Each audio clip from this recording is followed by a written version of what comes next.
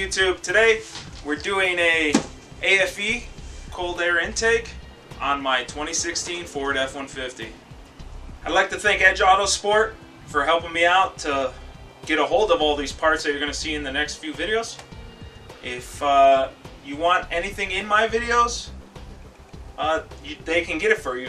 Also, whatever brand they sell, even if they don't show it for your car, you just give them a call, send them an email, and they'll hook you up. But they mostly deal in Ford Focus, Nissan 240s, Mustangs, STIs, all that kind of stuff. All the major imports and the major turbo domestics like the EcoBoost Mustang and such. So just go ahead, take a look at their website, go through their brands. As long as they sell the brand, they can get you your part. Here's the part number for that truck cold air intake. It's like Christmas. Let's unbox this sucker. Let's see here how good the packaging is. La la la la la.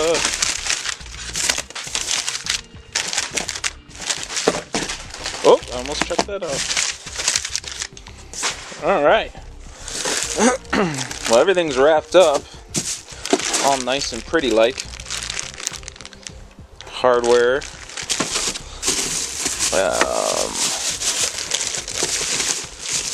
That feels like the Y-pipe thingy. There's the intake box. This must be the filter. Nice. Let me get the rest of this out and we can check it all out. Here's a replacement air box. This thing is pretty looking, man. It's just high quality mold right here. Really nice. I like because they have a couple different filter options, and this lets you see the color filter you got.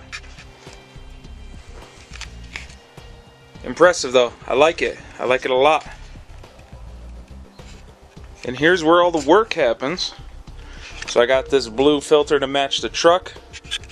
It's pretty nice. Obviously this can only fit on the one end. It takes an 11mm socket, deep socket, to tighten the clamp. And then the way I faced these couplers, I just made it to where the logo was facing, because it sits in the car pretty much like so. So I just made it where the logos, you can still see them. So I face the logos the same way as that logo. And then put the clamps at the bottoms, so you're not going to see those two clamps. And then we'll see when I get to inside the car whether or not I can hide the clamp end to make it look cleaner. But you have this one that tapers down, so that one goes on that side, and then the bigger one goes there, and that's the same on both sides, so you can't screw that up. This one, even though it's tapered, that's actually good considering you cannot put it on backwards because the small side does not fit that side. So, pretty simple. This is the easiest part of everything so far because it doesn't really take any kind of skill. Alright guys, first thing we want to do is obviously pop the hood. Then we're going to get under here, start taking some stuff apart, step by step. First, we want to unclip the air box and remove this clamp so we can take off this boot. Now that you have the lid off, take the air filter and put it on the side somewhere on your shelf or wherever you're going to put this stuff. Next thing we're going to do is loosen and remove that clamp and that coupler and this clamp and this coupler right here. On the back part of this Y-pipe, you're going to have that sensor. You're just going to turn it counterclockwise like so, and it will wiggle out. A while back, I found out that there was some kind of little sound deadening inserts in both of these, so I removed them. Now would be a good time to remove them when you're doing this for the first time. Take a flathead, there's going to be a groove in here, and you're going to twist this up and pop up. It's hard to do this with one hand though. Anyways, you're going to pop it up and then it'll wiggle and pop out of the hole. If for some reason you're having a hard time, every garage should have a panel popper. So if you don't have one now, go ahead and buy one. They're pretty cheap. AutoZone, Harbor Freight, whoever. Doesn't matter, it's just a bent piece. And then you just get it underneath and just flex it up and it'll pop right out. Now this bolt on the top of the airbox, you're going to take a 13mm and a ratchet, wrench, drill, whatever you want to do, and remove that. Use your panel popper or a flathead screwdriver and remove the wiring from these two mounting holes. Once the wiring's disconnected and that bolt is out from the fender and these clips are out, the airbox should just come right out. It has two little nipples on the bottom of the airbox that go into rubber grommets. You're just going to wiggle and pull up. Grab the new airbox and place it back in. Make sure to wiggle these nipples into the rubber grommets. The new box has holes drilled out to put the factory wiring harness for the sensor onto the new box. The aFe intake comes with these Christmas tree clips.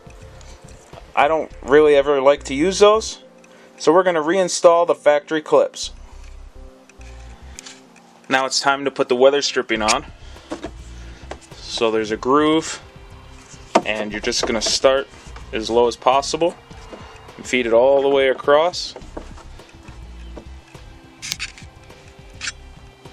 Once it's all on, if you happen to have it uneven, then you just slide it a little bit left or the right, whatever you need to do to make these ends even. You're not going to have to cut anything. On the intake pipe, now is the time you're going to put this grommet in this hole. Once the grommet's in, you're going to press in this metal sleeve that the air temp sensor locks into. We need to add a vent insert, and to make it easier to record, I'm going to remove the valve cover, but you necessarily don't need to. Here is the vent insert, and we need to put it inside of that fitting here. To remove it, there's a little gray finger on the other side of that adapter, and you're gonna pull it away and then give that thing a little wiggle and it'll come loose like so.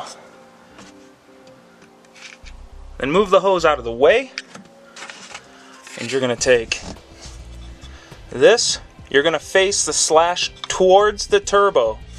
Okay? So the turbo's down there. So you're gonna set this in,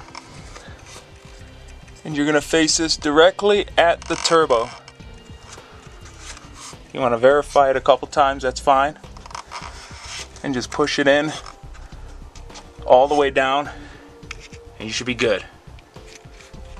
Now that that is on, we're going to grab this hose again, and we're going to put this back on, and then push down until it clicks.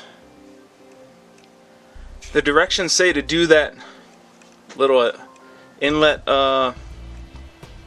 adapter feed thing last, but I suggest to do it before you get this pipe in your way.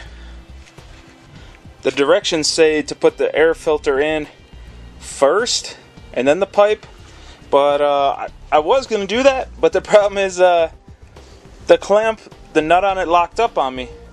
So I tried to remove it and it was starting to bend the clamp, so I guess the first time I go to replace or clean the air filter, I'm kind of screwed on that end and I'm going to have to buy a new clamp. But it's, you know, a defect. They can't control all that.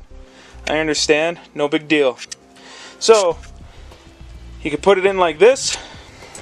Grab the clamps. You're going to put the clamps over the ends, the big one down there, the little one over here, and feed it in, and just put the pipes into the respective couplers. The big coupler was real easy. The little one's giving me a pain to get on the stock pipe, so I'm just going to use a flathead to guide it around, because I get about a quarter of the coupler going like in towards the pipe.